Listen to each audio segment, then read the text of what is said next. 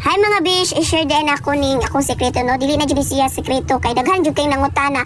Nganong hapsay og sinaw daw kay akong buhok. Kung sila pay paistoryahon maulaw daw ang langaw mutug pa. Grabe naman pug kay ni sila oy. Kani di akong tanako styling comb gel hair nga akong ginagamit ron.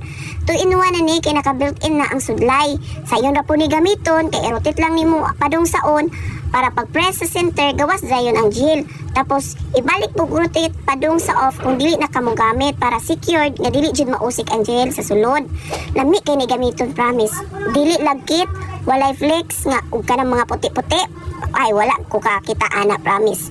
Ug ang hold grabe super kaligon. Hantod pa pagkabuntag. Di jud maguba imong hairstyle. Tan-awa oh, sudlayan ra nako na gamay and boom, nindot na kay tan-awon. Ready na dayon mo aura padung gawas didto pak.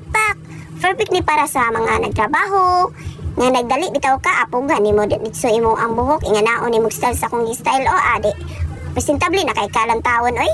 Sa eskwelahan, sa mga estudyante dira, o bisan pang date, pwede kay ni pang stylish ninyo.